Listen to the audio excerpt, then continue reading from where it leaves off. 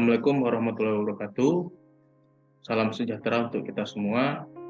Perkenalkan, nama saya Dede Sendra dari Program Studi Agroekoteknologi Fakultas Pertanian Universitas Andalas. Yang mana pada kesempatan kali ini saya akan mencoba membuat video pembelajaran salah satu mata kuliah yang saya ampu, yakni mata kuliah dasar-dasar teknologi benih. Yang mana pada tahun 2023 ini data saya di Sister sudah eligible untuk melaksanakan sertifikasi dosen pada program studi Agroekoteknologi Fakultas Pertanian Universitas Andalas. Yang mana salah satu penilaian dosen yang disertifikasi atau DIS, yakni membuat video pembelajaran mata kuliah yang akan saya sampaikan pada video kali ini. Pada video kali ini, saya mencoba menjelaskan beberapa tahapan pemaparan mata kuliah, yaitu yang pertama saya akan menjelaskan RPS atau rencana pembelajaran semester pada mata kuliah dasar-dasar teknologi benih. Lalu saya akan menyampaikan perkuliahan secara langsung di kelas, yang mana setelah saya menyampaikan RPS akan dilanjutkan oleh perkuliahan yang akan saya lakukan langsung di kelas.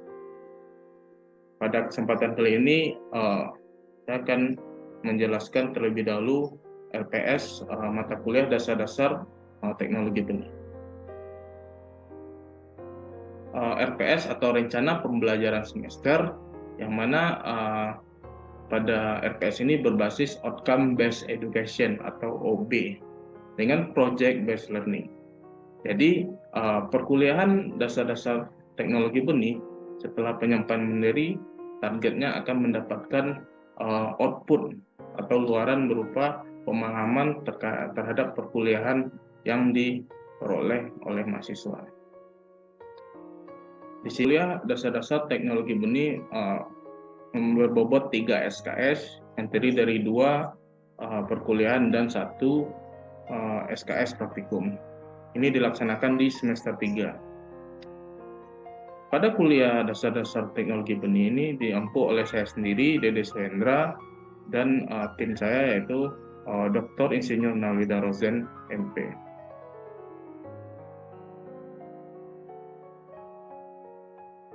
Di sini pendahuluan terkait perkuliahan, yakni mata kuliah dasar-dasar teknologi benih termasuk mata kuliah wajib 3 semester 3 pada Departemen Budidaya Tanaman Kebunan Program Studi Agroekoteknologi Fakultas Pertanian Universitas Andalas yang memberikan kompetensi untuk bidang budidaya tanaman, khususnya tentang teknologi benih.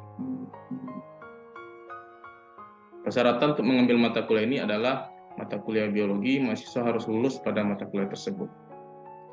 Kompetensi mata kuliah dasar-dasar teknologi benih mampu menghasilkan informasi tentang pengertian dasar benih.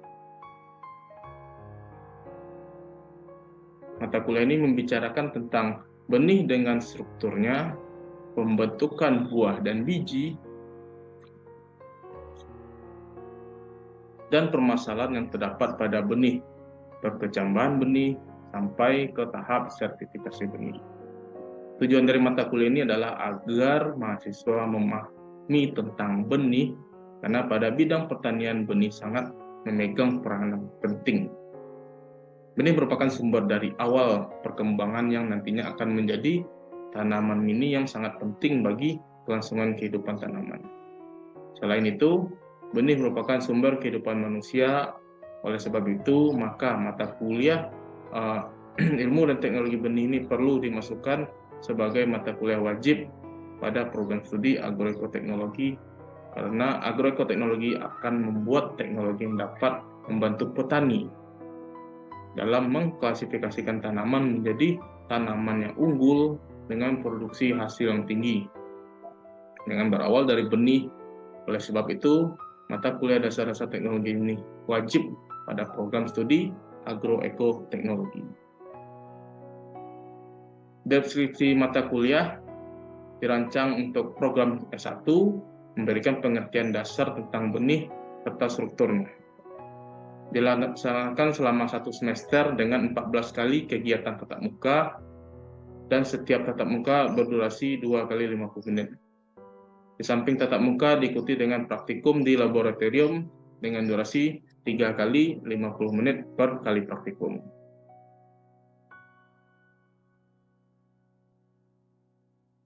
Capaian pembelajaran mata kuliah di sini mampu mempelajari dan mengembangkan sendiri peranan konsep dari teknologi benih, mampu mempelajari dan melakukan pengujian mutu benih dan sertifikasi benih, mampu mempelajari dan memahami tentang viabilitas dan vigor benih, dan mampu bekerjasama dalam tim dan berkreativitas tinggi.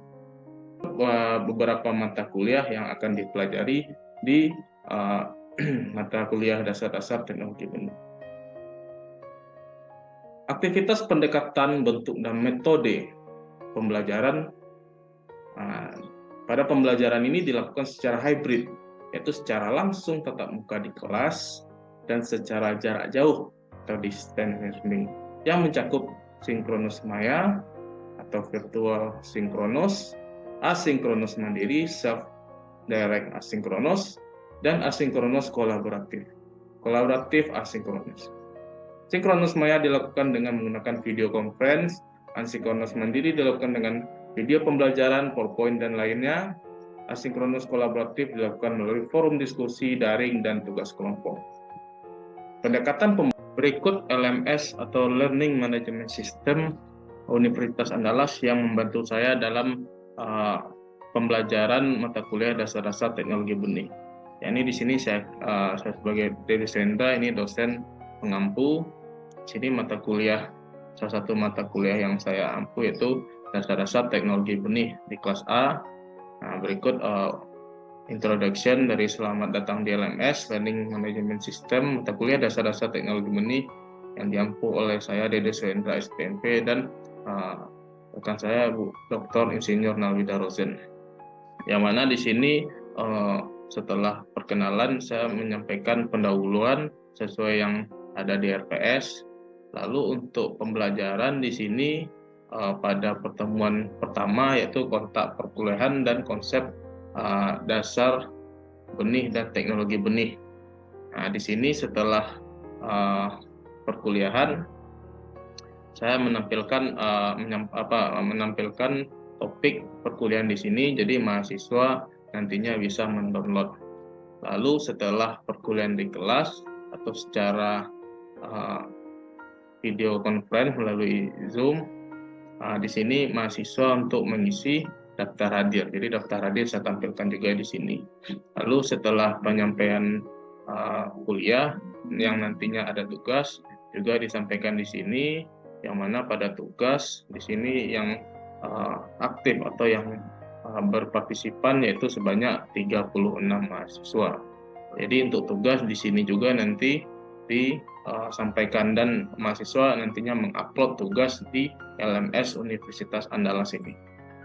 Lalu setelah diskusi perkuliahan di kelas dan menyelesaikan tugas, nantinya kalau mahasiswa ada yang tidak paham atau yang belum mengerti, kita akan membuka forum diskusi. Jadi di forum diskusi ini mahasiswa bisa bertanya ke dosen terkait tugas atau materi yang nantinya tidak paham. Ini di pertemuan pertama, dan pertemuan kedua begitu juga ada daftar hadir, topik materi pertemuan kedua, dan ada juga kuis. Jadi untuk kuis dan evaluasi pembelajaran nanti dilakukan di LMS ini juga. Ini membantu kami dalam melaksanakan kuis, yang mana kuis setelah mahasiswa mengerjakan dengan waktu yang ditentukan, nanti hasilnya langsung keluar. Jadi setelah mahasiswa menyampaikan hasil jawaban atau mengerjakan kuisnya, nilainya langsung keluar. Begitu juga di sini ada juga diskusi saya buat, dan begitu seterusnya di pertemuan ketiga gitu juga.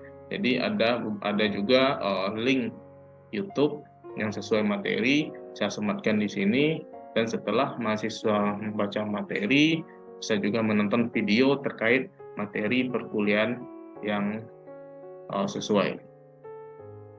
Juga pertemuan keempat, pertemuan kelima, dan nantinya di akhir pertemuan nanti ada evaluasi ujian, yakni ujian tengah semester. Ya, jadi di ujian ini nanti mahasiswa mengikuti ujian di sini secara langsung dan waktu ditentukan dan hasilnya bisa langsung keluar. Berikut LMS yang membantu saya dalam pelaksanaan kuliah di mata kuliah dasar-dasar teknologi benih. Jadi di sini metode penilaian. Jadi penilaian itu ada ujian tengah semester dan ujian akhir semester yang berbobot 25%.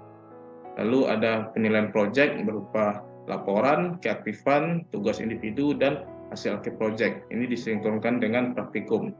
Ya, jadi masing-masing ada poinnya 20% untuk laporan, keaktifan 5%, tugas 15%, dan hasil akhirnya atau laporan akhirnya dan kuis ada 10%. Berikut metode penilaian. Dan ini daftar pustaka untuk referensi pendukung terkait pembelajaran mata kuliah dasar-dasar teknologi benih. Setelah saya menyampaikan RPS, saya nantinya akan melaksanakan perkuliahan secara langsung di kelas. Jadi setelah penyampaian ini, saya akan melanjutkan perkuliahan di kelas secara langsung oleh mahasiswa. Terima kasih. Assalamualaikum warahmatullahi wabarakatuh.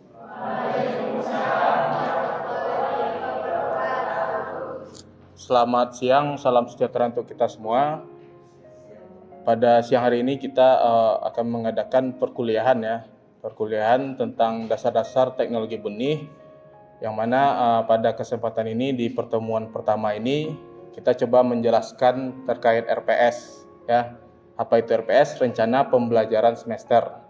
Di sini kita akan menerapkan RPS berbasis OB dengan Project Based Learning ya.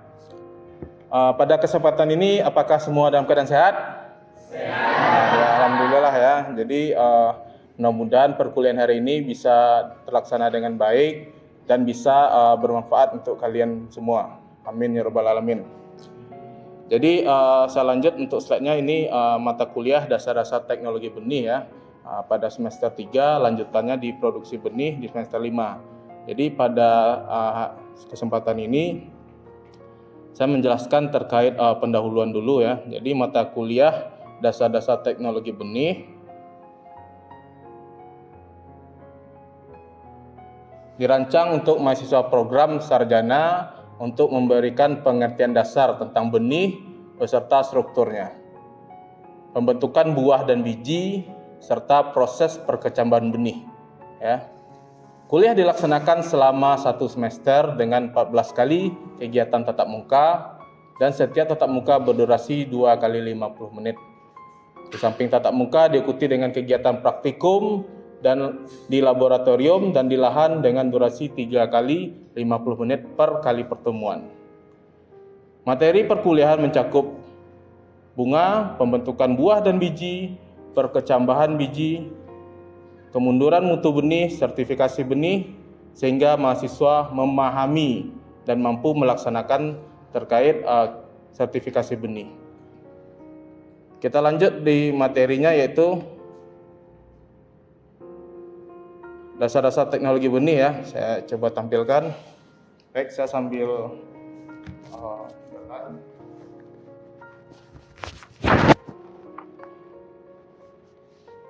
Jadi dasar-dasar teknologi benih berbasis OB ya. Jadi setelah kita mempelajari teorinya, kita nanti bakalan mempraktekkan terkait produksi benih.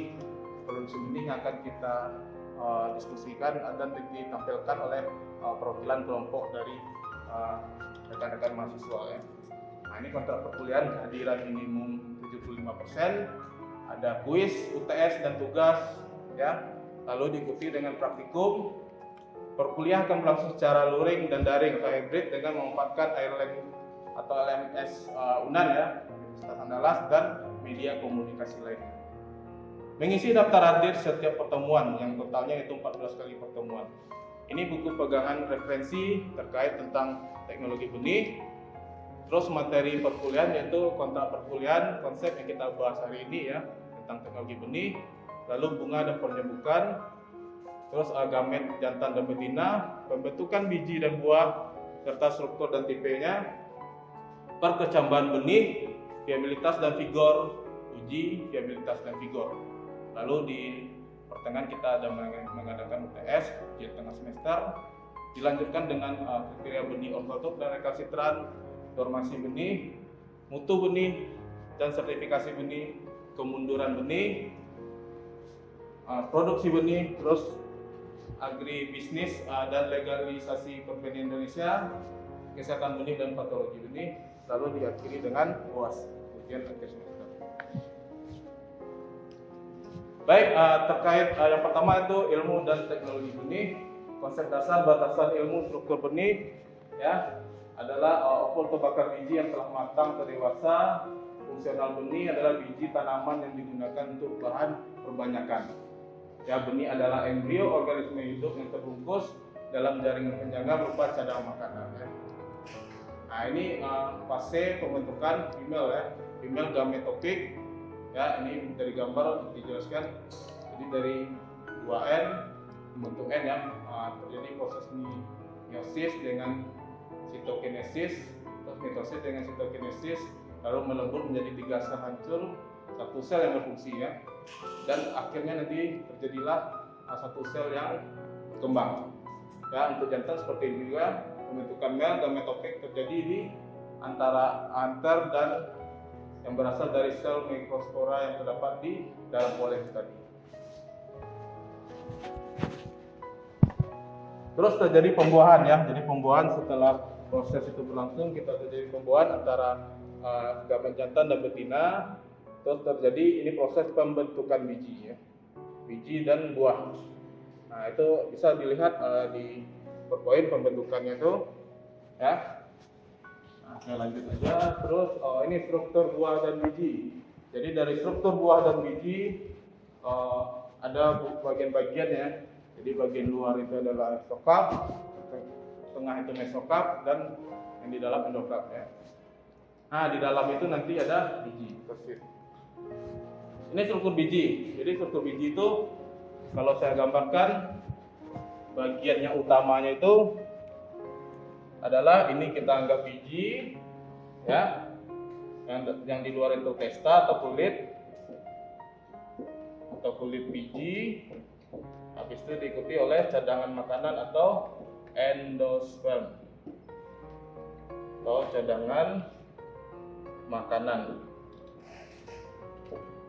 dan yang titiknya ini kita namakan embrio. Oke, jadi 3 ini komponen utama pembentuk biji ini. Oke, ini bagian-bagian yang lebih spesifiknya ya. Jadi tadi endosperm, habis itu sitcot atau perikarp ya, atau testa tadi, terus di bagian embrio ada lagi bagian. Nah, ini struktur buah tadi ya, bisa jelasin. Terus perkecambahan benih adalah kegiatan yang berurutan pada benih sebagai respon terhadap penyerapan air dengan meningkatkan aktivitas metabolisme dan inisiasi pembentukan kecambah dan kecambah dari embrio. Jadi benih itu sendiri dia berkecambah ada tahapan luar ya, jadi seperti proses inhibisi. Jadi benih itu direndam, nanti dia terjadi berkecambahan. Nah, faktor yang mempengaruhinya yaitu faktor internal, viabilitas dan umur benih, dan faktor eksternal ya, seperti proses inhibisi tadi yaitu air, terus ada peran gas juga, suhu dan cahaya itu sendiri. Oke. Baik, jadi itu sampai materi awal ya terkait teknologi benih. Jadi untuk pembelajaran lanjutannya kita akan lebih banyak diskusi ya. Jadi untuk supaya apakah kalian paham atau mendengar atau menyimak apa yang saya sampaikan tadi, saya coba berdiskusi sama kalian dulu terkait materi teknologi benih yang saya sampaikan tadi ya. Dari sini saya coba menanyakan 3 orang ya. Jadi yang pertama silakan yang mau bertanya. Izin bertanya, dari saudara Mona, silakan Mon. Ini mikrofonnya.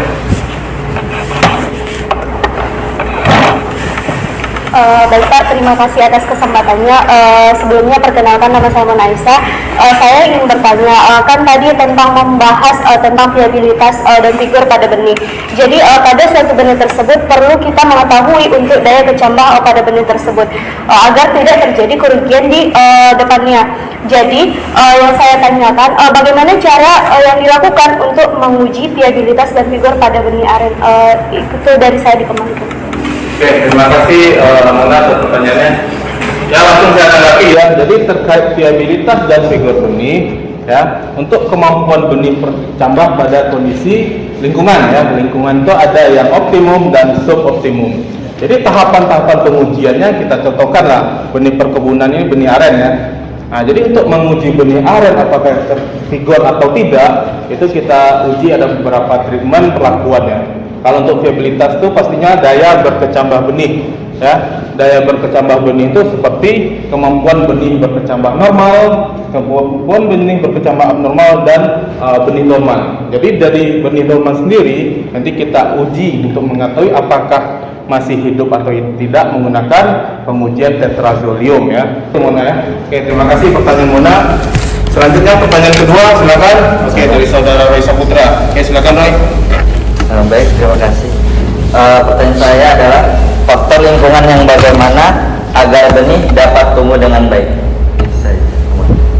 Oke, terima kasih Roy Saputra ya. Jadi untuk terkait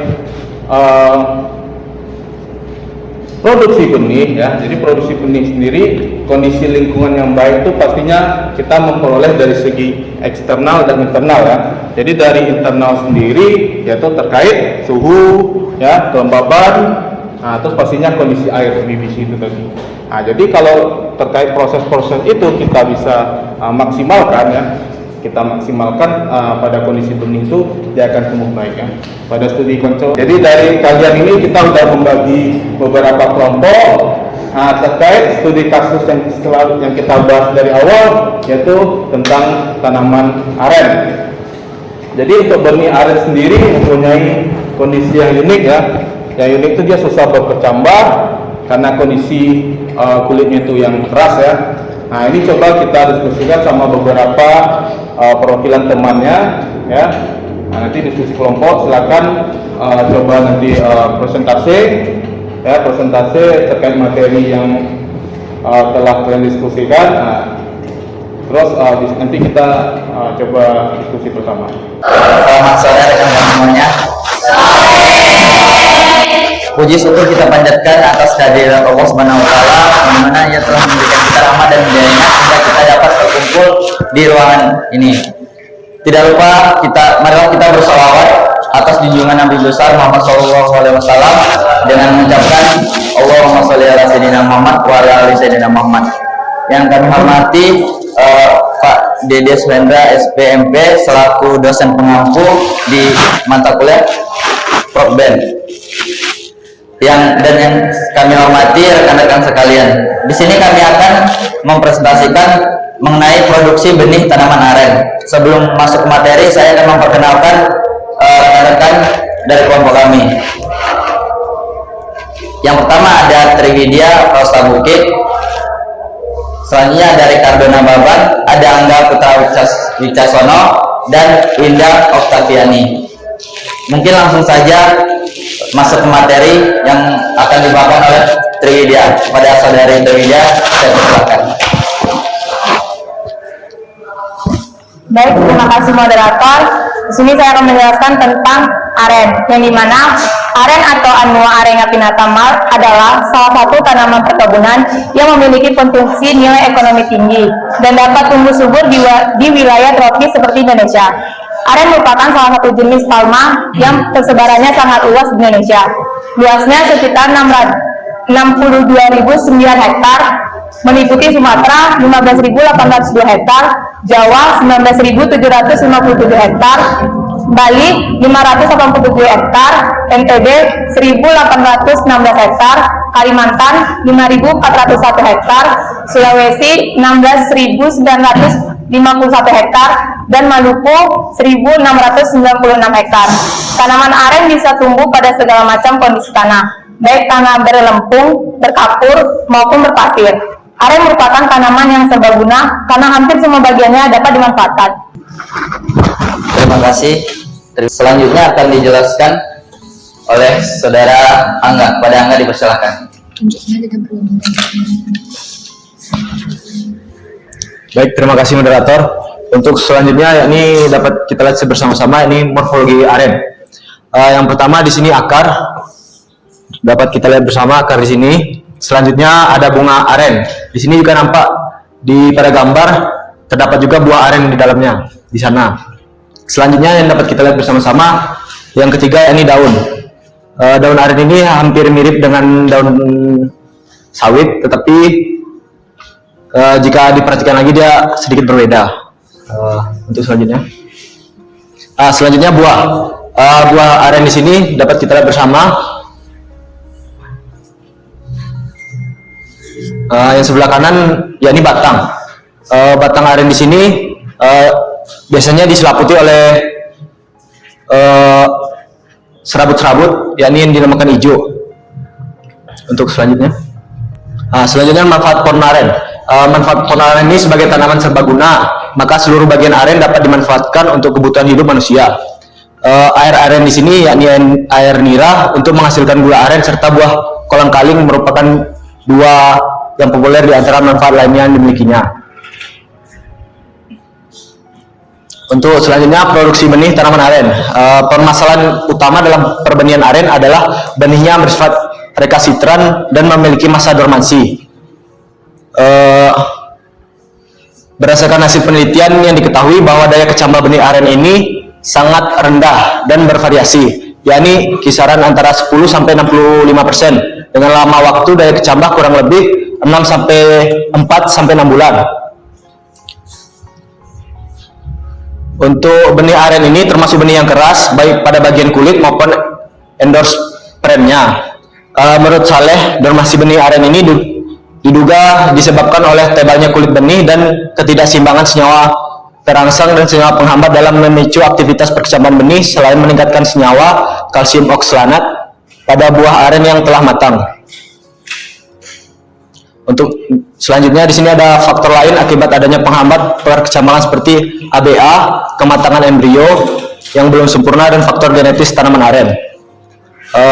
Menurut Sutopo, suhu tinggi dan rendah yang bergantian dapat menyebabkan benih retak akibat pengembangan dan penggerutan, serta aktivitas bakteri dan jamur dapat membantu mempersingkat masa dormansi benih aren ini.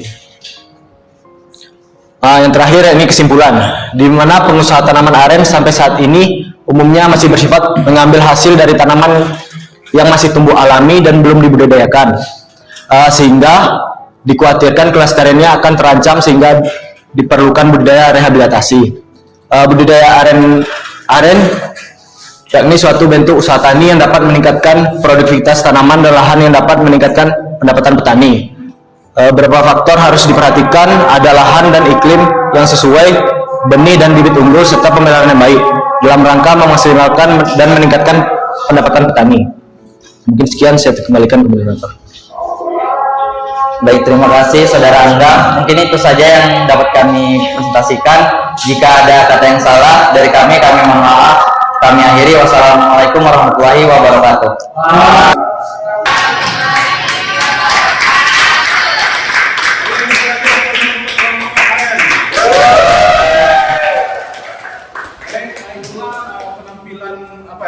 Studi kasus secara langsung, diskusi kelompok terkait komoditi produksi benih tanaman aren. Mudah-mudahan dari diskusi kita ini bisa bermanfaat untuk kalian.